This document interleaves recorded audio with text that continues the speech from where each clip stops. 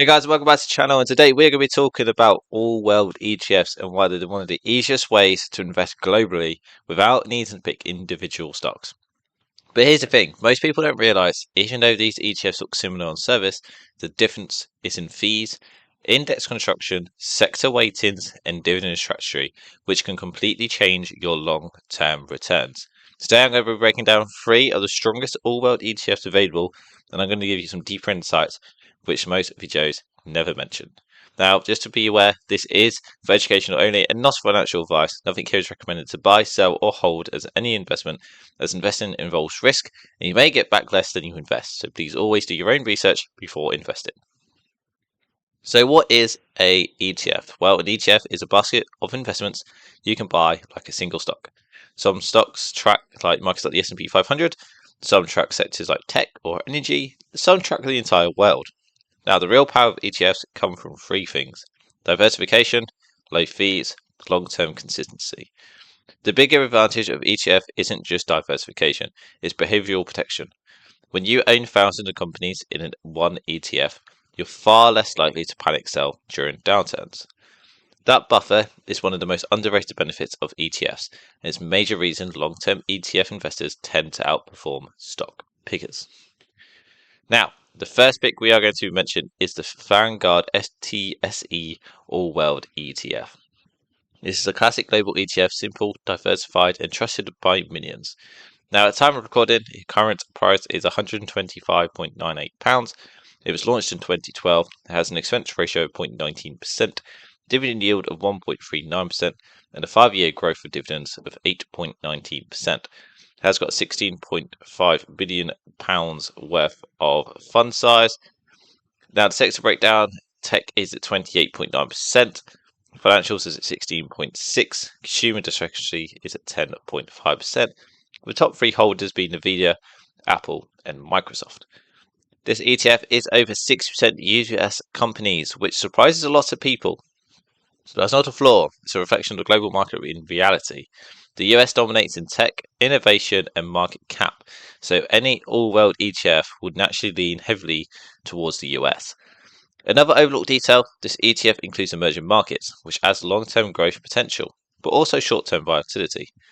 That mix, though, gives a smoother long-term rise than pure US exposure. And because the fund size is massive, it's extremely liquid, meaning tighter spreads, easier buying and selling, and more stability. And this ETF is mostly for who want growth, simplicity, and a long-term global strategy. Now, before we go on to the next 2, then of course, if you want to support the channel and get something back at the same time, please check the links down in the description. You can grab some free shares when you sign up. It's a great way to kickstart your portfolio with a little bonus. And if you enjoy these videos like this and want to help me, then keep them coming. There's also a link where you can do a buy me a coffee down in the description. I also post some free content there, like some newsletters or what my ideas are in the week. Every bit of support helps me out, put more time into researching, scripting, and breaking down investing in a way that's easier to understand. A lot of people just underestimate how powerful even a small free share can be. If you reinvest it and keep adding consistently, that tiny starting point compounds over time, and compounding is the real energy of wealth. So make sure you check those links down in the description. The second pick is the Vanguard FTSE All World High Dividend Yield ETF. Now, this ETF is built for dividend investors, people who want income, not just growth.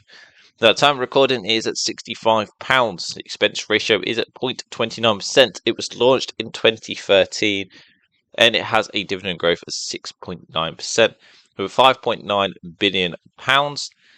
Top 3 sectors are financials, which is 29.3%, industrials at 12.2%, healthcare is at 10.7%. The top holdings are JP Morgan, Exxon, and J&G. This ETF screens for high dividend companies, which naturally shift its way towards tech and towards value sectors like banks, energies, and industrials.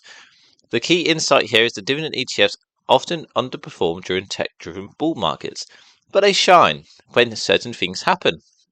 And if you are already one of these type of investors, you probably know that when interest rates are high, it does well. Inflation is high, value stocks outperform growth, and markets are choppy and investors seek stability. Dividend ETFs also tend to have lower drawdowns during market crashes. That means they fall less, which is incredibly valuable. and mathematically, because a smaller drop requires a smaller recovery.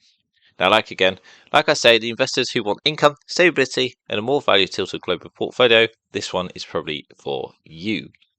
Now, the third pick here is the SPDR MSCI All World ETF. Now, this ETF is quite an underdog. It's a similar exposure to the Vanguard's All World, but with a key advantage. At the minute, the price is at £218 with an expense ratio at 0.12%. Its fund size is actually at 6.6 billion. But as you might have noticed, there's actually no dividends being paid out here. So there is no dividends, or it's non-applicable for this ETF. Now, the sector breakdown is pretty much the same as the first pick, with 29.2% in tech, 16.6% in financials, and 10.5% in the consumer discretionary, and of course the same top three holdings. Now, the fee is only 0.12%, which is significantly lower than the Vanguard's, which was at 0.19%. That difference might look tiny, but over 20 to 30 years, it compounds into thousands of pounds. Fees are the only one things that matter in investing that you can control, and they matter. Now, this also includes a more mid-cap exposure than the FTSE version. Mid-caps often outperform large caps over long periods because they are still growing a bit more stable than small caps. The ETF is essentially leaner, cheaper, than a version of the Vanguard All World ETF. Now, this is for the lowest fees, so of course investors who want to make sure they are getting a cheap expense ratio, this is probably for you while still getting a global exposure. Now, of course, we are reached to the end, so which ETF is right for you? Well, if you want growth, then of course I would recommend the Vanguard FTSE All World. If you want income, then of course the Vanguard High Dividend Yield is probably one for you. Or if you want the lowest fees, then of course the SPDR is probably the one for you. Now, all three are excellent long-term options. The real question is whether you prefer growth, dividends, or cost efficiency. If this video helped you understand global ETFs better, hit the like button so that more people can find it. And if you want to support the channel, of course the links are in the description. But the best way to do that is hitting the free subscribe button, and it helps the channel out massively. Hope you guys enjoy. See you on the next one. Goodbye.